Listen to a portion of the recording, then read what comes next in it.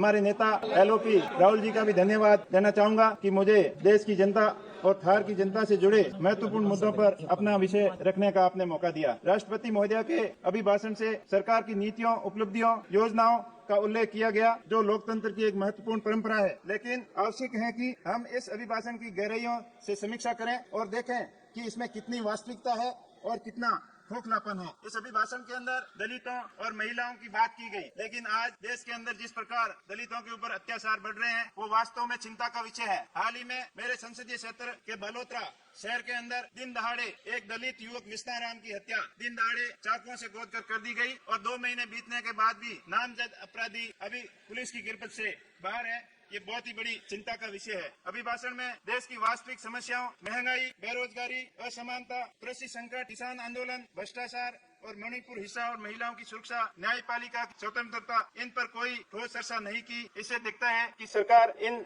मुद्दों को लेकर अपना ध्यान भटकाना चाहती है। मैं किसानों की बात करूंगा। भारत एक कृषि प्रधान देश है और देश की 75% से ज्यादा आबादी ग्रामीण क्षेत्रों में रहती है और कृषि के ऊपर निर्भर है। हाल ही में देश के अन्नदाता की हालत बहुत खराब है। सत्ता पक्ष की ओर से बार बार किसानों की आय दुगनी करने के कई वादे किए गए और 2022 तक किसानों की आय दुगनी करने का वादा बार बार दोहराया गया, लेकिन 22 निकलने के बाद भी आज किसानों की आय के बजाय किसानों की आय आधी रह गई है। किसान बहुत ही संकट में है। सिंचाई का पानी किसानों को समय पर नहीं मिलता, बिजली समय पर नहीं मिलती। माननीय प्रधानमंत्री जी ने वहाँ बाड़मेर के अंदर 2014, 2018, 19, 23 4 बार ये वादा करके आए थे कि मेरे किसान भाइयों और बहनों, गुजरात के कच्छ के अंदर आम और अंगूर हो सकते हैं, तो बाड़मेर के थार क्षेत्र के अंदर आम और अंगूर की खेती क्यों नहीं हो सकती? हो सकती थी, लेकिन आपकी नीति सही नहीं थी। आपने किसानों को सपना दिखाया कि माही बांध की कैपेसिटी बढ़ाकर आपके क्षेत्र के अंदर नहर लाएंगे, पीने के पानी की व्यवस्था पूरी करेंगे, लेकिन वो खाली सपने ही रह गए।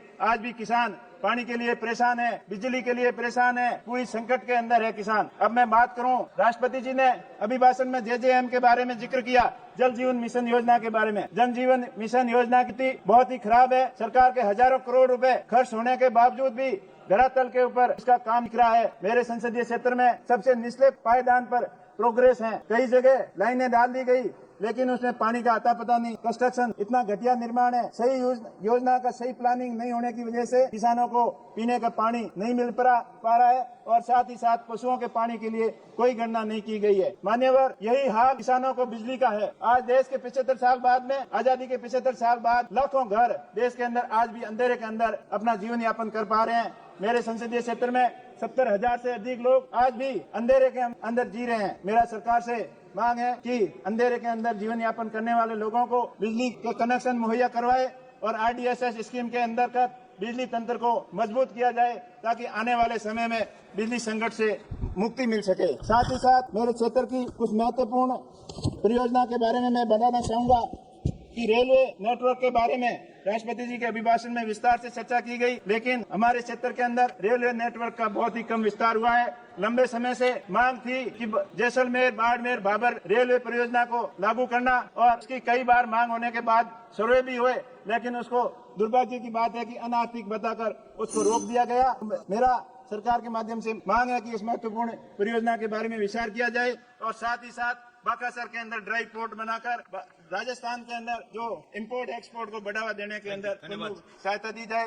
इसी के साथ साथ क्षेत्र के कई महत्वपूर्ण मुद्दे हैं, उसके बारे में मैं आपका 1 मिनट के अंदर आपको ध्यान आकर्षित कराना चाहूंगा कि उड़ान योजना के अंतर्गत बाड़मेर के हवाई अड्डे को जोड़ा गया, लेकिन कई साल बीतने के बाद भी अभी वहां पर धरातल पे कोई काम नहीं हुआ। साथ ही साथ वहाँ प्रधानमंत्री आवास बहुत ही खराब है, दयनीय है, और इतनी राशि कम होने के बाद कोई किसान पात्र योग्य अपने आवास का निर्माण नहीं करा पा रहा। मेरा आपके माध्यम से मांग है कि प्रधानमंत्री आवास की में कम से कम अब 5 लाख रुपए किस्त की जाए और साथ ही साथ सांसद निधि को भी बढ़ाया जाए, जो माननीय सदस्य हेमंत जोशी 50 करोड़ किया जाए। आपने मुझे बोलने का मौका दिया, आपका बहुत बहुत आभार, धन्यवाद।